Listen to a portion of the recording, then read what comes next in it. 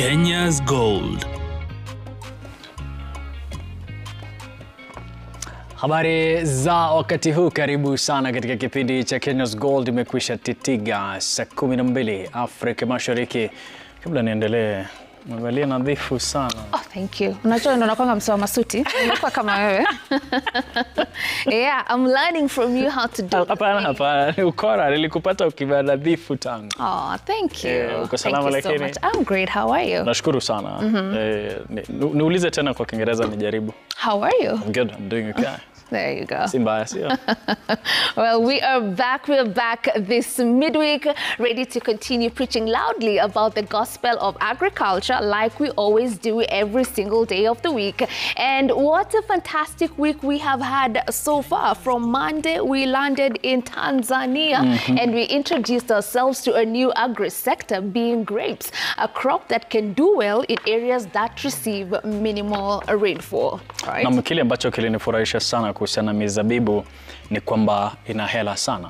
Absolutely. Kwa mtu ambaye anasubiri. Na pia wakati ulikwenda kwa graphics tukaona namna unaweza zalisha mpaka divai. Yes, it has tons of uses. That's why we are encouraging our farmers to grow grapes. And remember, 80% of the land in Kenya is arid or semi-arid. Whatever you do with that information is entirely up to you, given that grapes do well in areas that receive minimal rainfall. On Tuesday, again, we landed in the United States of America to learn so much about corn farming. Yani mahindi pale is being grown predominantly for the purpose of feeding livestock. Right? Nafurahisha sana. Najua Kenya pia tunajaribu, japokuwa sasa sisi tunakwenda kutafuta kula. Yes. Lakini wao wanaangalia mifugo vile vile. Right. There is a big competition between millers who want to, mill the maize and those who want to make animal feeds. But we're hoping with time we're going to get through that. Now, today being Wednesday as well, we are going to be up in the skies again. What is the agenda? You'll get to find out shortly. A very good evening, viewers. Thank you so much for joining us from whichever part of the world that you are watching us from. As is our norm, we do have a great show lined up for you. My name is Violeta Ngina, or the International Mkulima. Karibu sana, mimi ni mkulima taifa la Kenya. Tutazame makala yafuatayo.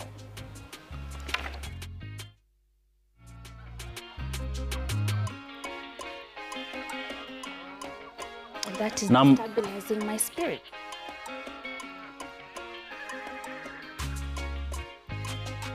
Na bila shaka ni nafasi sasa kwa kuongea nako, tupe nafasi tuende Marekani moja kwa moja kupitia makala yafuatayo. All right, moving on to the agenda of the day. Wednesdays, we do focus on animal farming, and we have been traveling to different parts of the world to learn from experts. Now, today we are going to the United States, and we will be meeting a vet who also keeps the Holstein breed of cattle. Let's learn more from Mr. Stephen.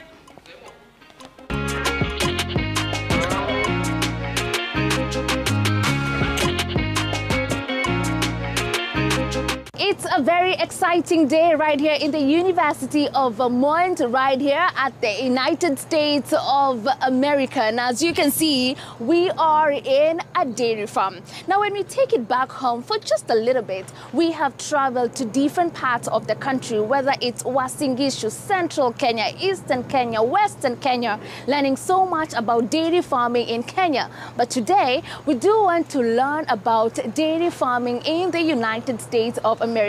And just two things that have stood out for me already. I've learned that they milk 3 times in a day. Unlike us back at home, we milk 2 times in a day. Na sisi pale nyumbani, we have different varieties. Kama ni Fresian yuko, Ayrshire yuko, Brown Swiss yuko, Jersey yuko. But here, there's one particular breed. Which one is it? You get to find out in this gold feature. Come, let's meet our experts.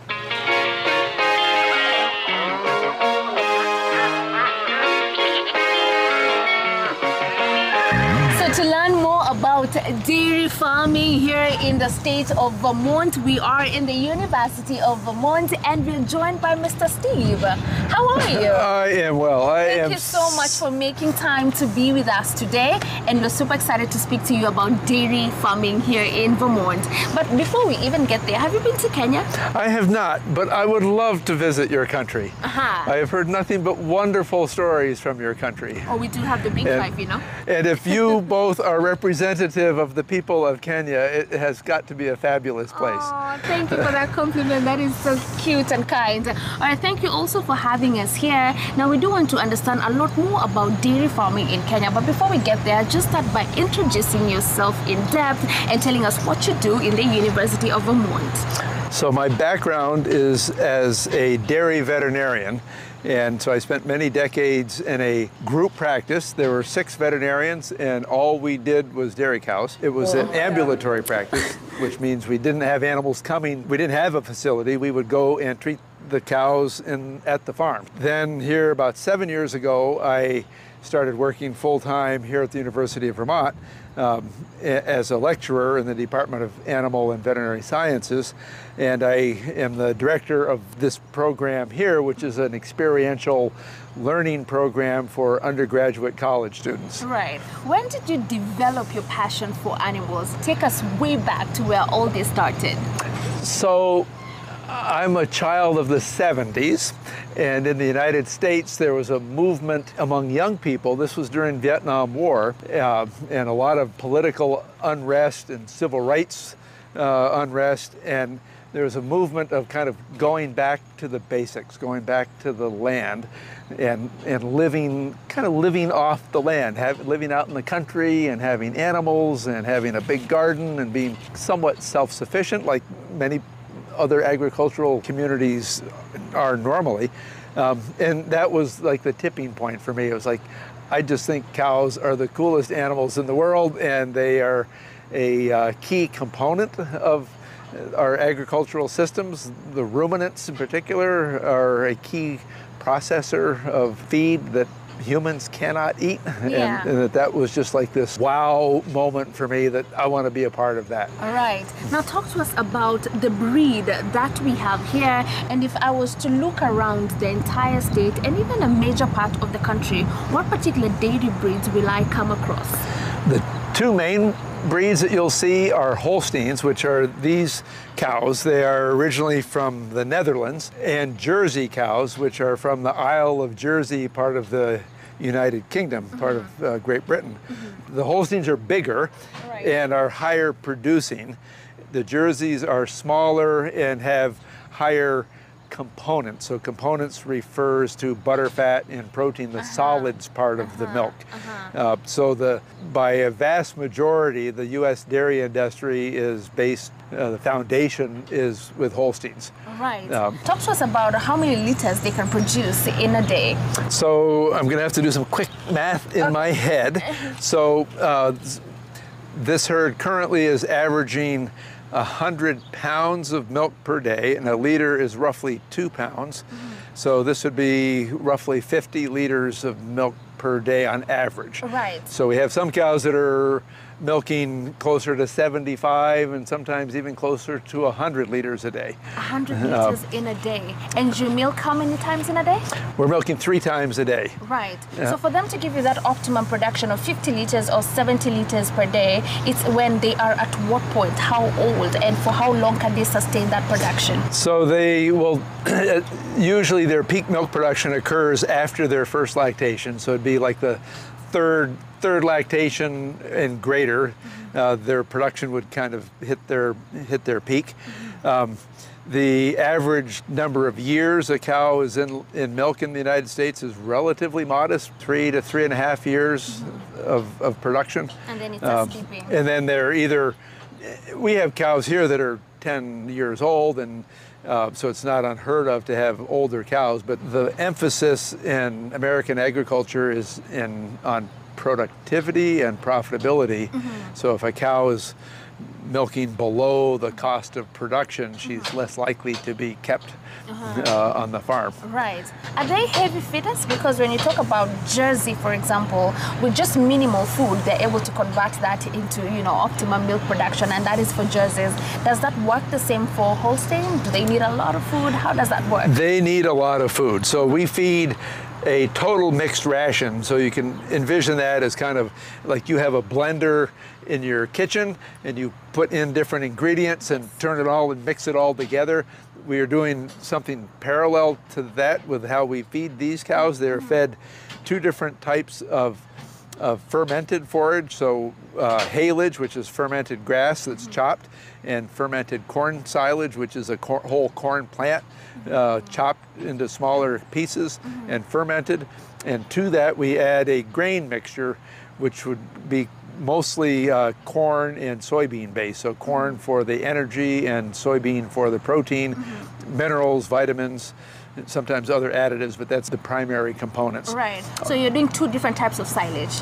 Yes. All right. And at what point does the corn silage come in? At what point does the hay silage come in? Is there a period during the day that is dedicated to a particular silage? So they get the same, each group on the farm gets the same feed every day. So it doesn't change from day to day. It may change if they change production group. So a cow that is not milking and is a dry cow will get a different ration than after she calves and now is a lactating cow. She'll get a higher density, higher energy density ration. So it changes by production group. This is all mixed in a wagon that goes on the back of a tractor that has a big beater in it, and it's all computer based. So there's a scale on the wagon. So when we dump in haylage, the recipe might call for 1,000 pounds of haylage. When that 1,000 pounds is put in, the operator can see that on a digital scale on the mixer wagon. And all the rations are created by our nutritionist, who works for a company that sells the grain product, the grain component. And she graduated from here several years ago, but she puts all this in a computer and does a calculation using the ingredients that we have based on the forage analyses of our forage products, and then she'll add the other necessary components that are needed to balance the ration for that group. Okay. Now, do they feed all through the day, and also do you sometimes let them go out there to graze? So we're in a little bit of a unique situation here because you can't see it probably from this spot, but we are farming in suburbia. So the land, we're just outside of the city of Burlington. We're in South Burlington, and not far from here are multi-million-dollar homes that overlook Lake Champlain with million-dollar views. And so the land that we have is fairly restricted, the amount of acreage that we have, but we do let the animals out. So you can see these are dry cows behind us, and they have like a little exercise yard, and the milking herd has a similar area. One of the new things we're doing is behind us are horse paddocks. So during the school year, we have a number of horses here for an equine program, and during the summer, there are no horses here. So we are doing some rotational grazing in the horse paddocks to better utilize. It doesn't make any sense to go in there with a diesel tractor and mow those paddocks when we can use that forage to run through our cows. Good.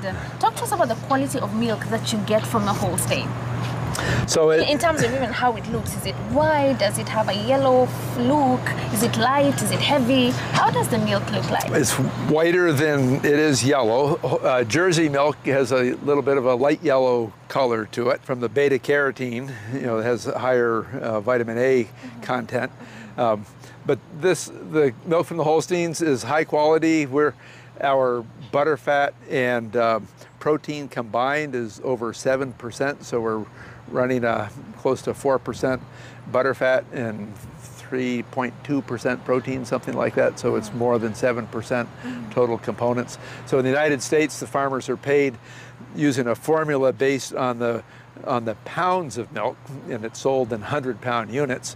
So we'll talk about the price per hundredweight, and then there is an additional added profit based on butterfat and protein, and additional profit based on quality components. So the lower if I have milk that has a higher butter fat, I get more. Yes. Right. So that's Because from a manufacturing point of view, if you're making cheese or yogurt or ice cream, the water in the milk doesn't do much for you. Yes. you want the good stuff. Yeah.